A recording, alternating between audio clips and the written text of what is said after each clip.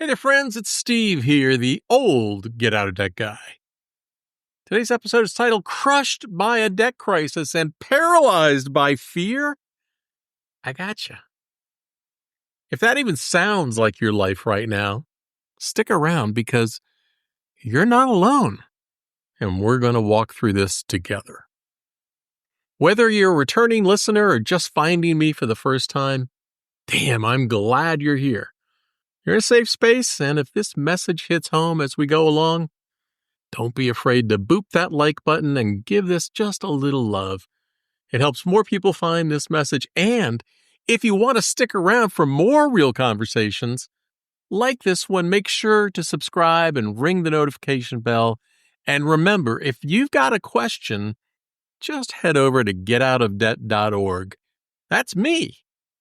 And it's just me today. Damon's off doing Damon things, but you're in good hands. Let's flip the script with something that might surprise you, because what most people assume about a debt crisis is just flat out wrong. Most folks think that if they grind harder, stay quiet, or just ride it out, the debt will somehow resolve itself. That someday, magically, it'll disappear with enough hustle or time applied. But here's the truth. Doing nothing almost always makes it worse, unless that pause is intentional, informed, and part of a strategic plan built on real facts and hard-won experience, not fear or avoidance. And what feels like the right thing, keeping it a secret, pretending it's not there, trying to handle it alone, it's often the exact thing that keeps you trapped. But the good news, you can change all of that starting right now. Keep listening. You ever have one of those dreams where you're falling off a cliff or drowning and your heart's pounding like you're about to die? And then you wake up and you're safe in bed. That panic, damn, it felt real. But it's not reality. Living through a debt crisis can feel just like that. It wraps around your chest like a wet blanket, heavy, suffocating. It makes you believe you're doomed, that you've failed, and that there's no way out. But here's the twist. What you feel in that moment isn't the full truth. It's your brain reacting to fear, not facts. And fear can be a liar. Let me tell you about Mike. He's 38, 2 kids, works full-time, trying hard not to fall behind. And last Tuesday, Mike sat in the parking lot after work, staring at his phone. Overdraft alert. Ding! Credit card declined at lunch. That was embarrassing. His daughter's field trip form crumpled in the passenger seat, unpaid. He didn't cry. He just sat there frozen, because that's what fear does. It doesn't always look like screaming. Sometimes it just shuts you down. Let me tell you about something that most people never realize. Debt is just math wrapped in emotion.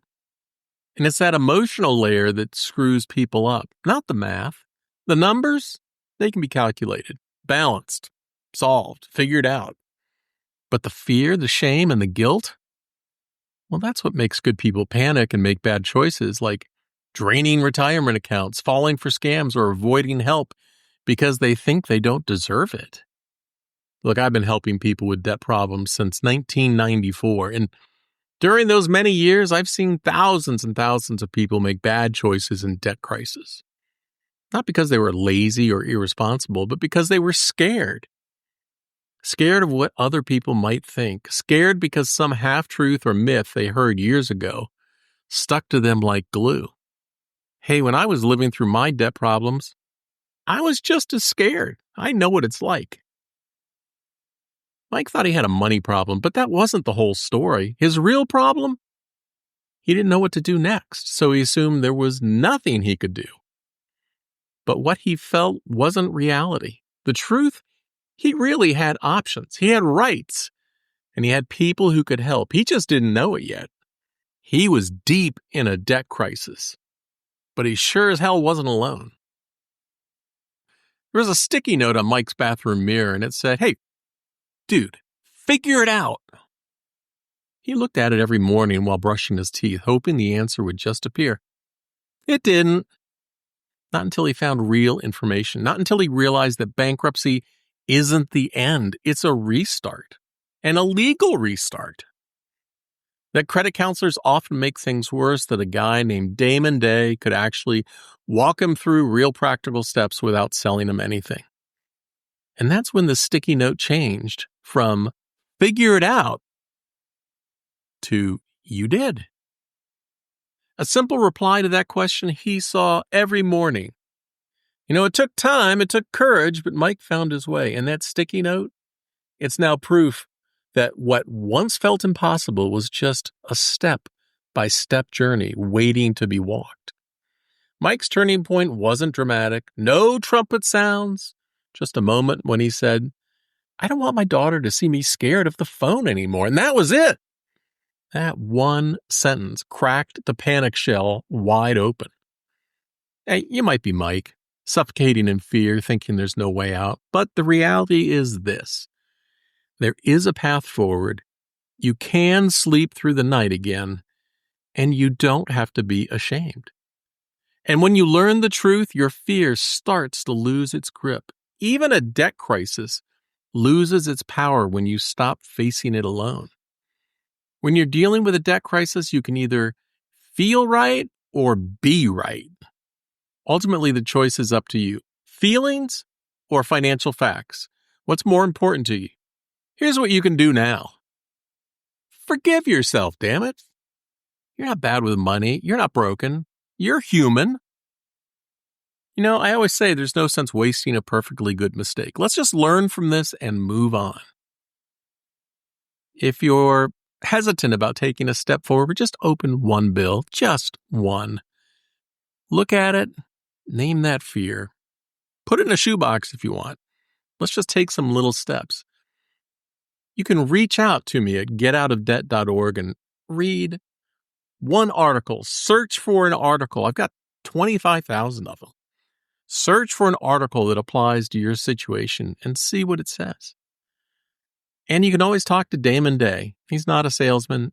He's the guy I trust with your story.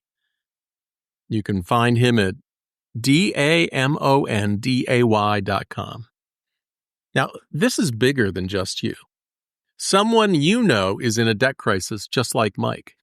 So, if you like him, share this episode with him, because that might be the first thread that pulls them out of panic. Maybe someday they'll have their own sticky note that reads, "You did it."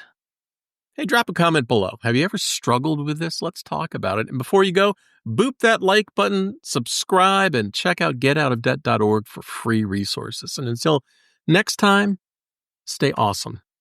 Be kind to each other, and always remember to do good things. Got a money question keeping you up at night? Well, don't just Google it. Get real answers from real people who actually know what they're talking about.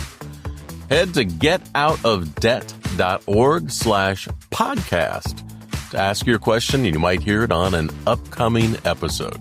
But hey, if you'd rather keep it private, Damon Day has your back. Visit DAMONDAY.com, because getting out of debt is easier with the right help.